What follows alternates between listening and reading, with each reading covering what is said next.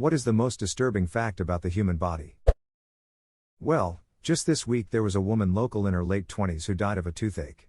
She had posted on FB about needing a dentist over the weekend and decided to wait till Monday. Sunday morning she was gone. The infection went to her brain.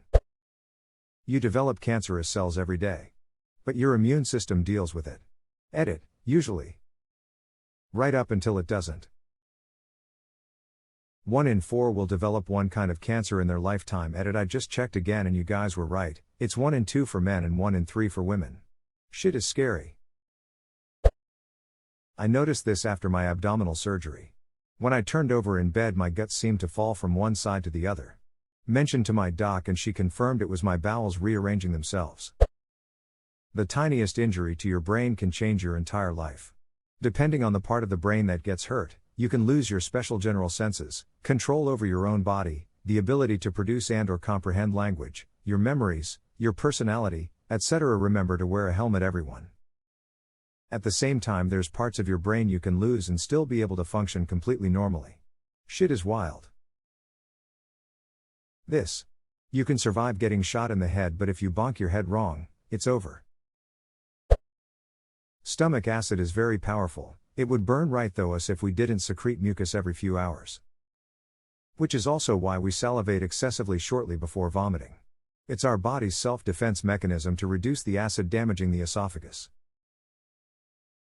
No wonder I salivate so much before puking. I can always tell I'm about to hurl because my mouth is full of saliva. It's also because your pre-vomit saliva contains an enzyme that tells your stomach to throw up once swallowed. You can actually forcibly delay vomiting if you need to by spitting out the pre-puke saliva instead of swallowing it. Wow, funny how I figured that out without ever having to learn it. That was my trick. Period cramps are essentially your womb suffocating itself. To get the uterine lining out of your womb during your period, your uterus has to contract. Sometimes, when the contractions are stronger, your womb squeezes its blood vessels so tight that oxygen can't reach them, which sends pain signals to your brain. Ouch. But wait, there's more. This process increases your production of chemicals called prostaglandins, which encourage more contractions of the uterus. There really is no mercy. Excessive prostaglandins is also why some people get really nauseated or experience the aptly named period poops right before the start of their period. Period poops are mean. I go in thinking it'll come with relief, but I leave in the same amount of pain, and a bonus sore asshole. 1/3 to 1/2 of all fertilized ovum do not result in a viable pregnancy. They are expelled as a heavy period instead. Most women don't even realize that they miscarried. Just experienced a chemical pregnancy a few weeks ago. At-home pregnancy tests and ovulation calendar apps are great, but you're hyper aware of what's going on. Had 3 positive pregnancy tests and then 2 days later the heaviest period of my life. I upvoted only because I just experienced the same thing. Kinda wish I wasn't tracking so closely. Scientists once took a swab of the inside of an American man's belly button to observe the bacteria that live there. They found bacteria previously only known to exist in Japan. The man had never traveled outside of the US, so you never know what other country's bacteria you're carrying in your belly button. The prescription acne medication Accutane turns your bones green. I learned this working in a bone tissue donor center where sometimes you'd get kids, or adults, who'd been on the stuff and their bones were either bright green or a darker forest green depending on how long ago, how many treatments they had. We wouldn't reject the donor or anything, the bones are still fine, they're just green. I have a lot of weird stories from this place. Edit, it could be minocycline and not Accutane. All the processing techs I worked with swore it was Accutane though. Edit 2. Some people are sharing stories of Accutane and bright green wisdom teeth roots, so maybe it is both? People with tattoos often have black lymph nodes from the body trying to get rid of the ink. Till I have green bones and black lymph nodes. If something eats you, do they take poison damage, or void damage? Both. Roll a Constitution save with disadvantage. There are a vast number of ways that your body can malfunction and kill you with little or no warning. An aneurysm can go undetected until it bursts and kills you. Getting hit in the chest just the right way can stop your heart. You can encounter an allergen that never previously provoked an immune response that freaks out your body so badly that you die. You literally just never know if your body will just die. If you have a surgery where they need to move your organs around, they might not function for a day as the body assumes that they are dead. LD nurse here. This is why we won't let post-op C-section patients eat until they fart. That way we know the digestive system is back online. If you eat too soon after abdominal surgery, you can end up with a paralytic ileus, which is where all the food just sits there until it gets thrown back out the top end. If you think C-section pain is bad, try a C-section plus vomiting.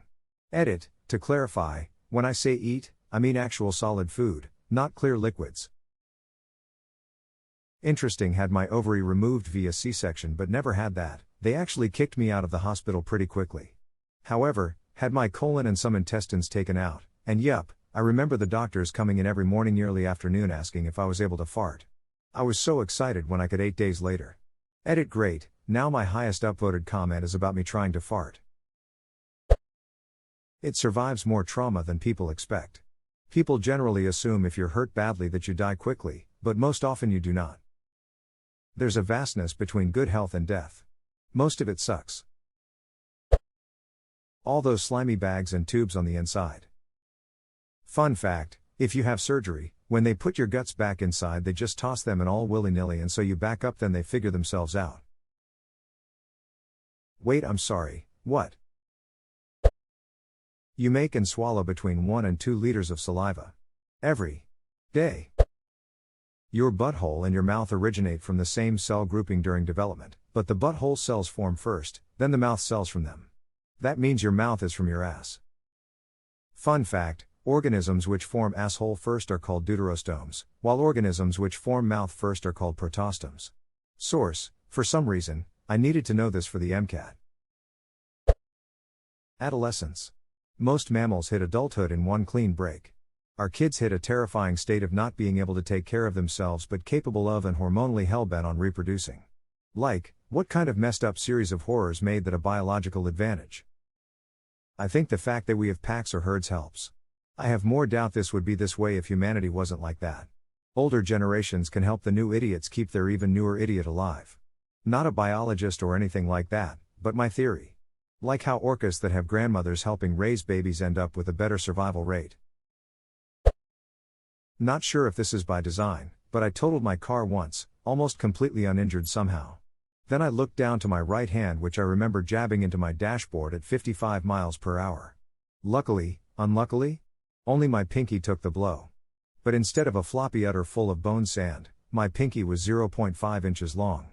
Broke no bones, but instead perfectly stacked my phalanges, or finger bones, into my hand. This is fixed by a muscular Russian nurse grabbing your pinky with both hands and pulling very hard.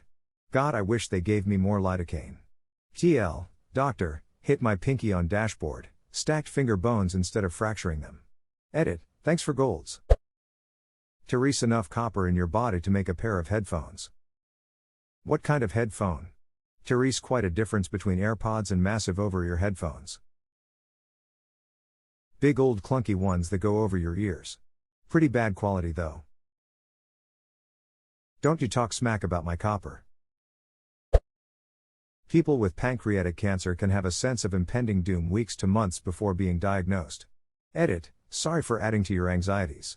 If you aren't a middle-aged or older smoker, you shouldn't worry too much about this. If you are, please stop smoking. There are drugs and behavioral therapies that can help you quit. I love you. Edit 2, as others have pointed out, there are other diseases that have this symptom too. You can freak out about this fact or just take the moral of the story. If you feel like something is wrong, don't wait, hesitation is defeat. Set up an appointment with your doctor, ask them what it could be and how they're going to determine what it is. Ask questions and take care of yourself. People who are suffering from internal bleeding from like a crash or some other traumatic event also have an impending sense of doom. Some imps are trained to take people seriously when they say I'm going to die even if they outwardly look fine. Cardiovascular dude here who operates on heart attack patients, this is very true. Anyone that says I'm going to die, or I need to get up, sit up, get out of here is my immediate red flag. My dad had liver cancer that spread all over his body. About 2 days before he died he said, I want to stand up. He just stood up next to his bed for a moment, then laid back down. I've seen this working in hospice. Some people get a final energy burst even if they have been bed-bound or minimally responsive for a while. They may suddenly sit up, talk, joke, or eat shortly before dying.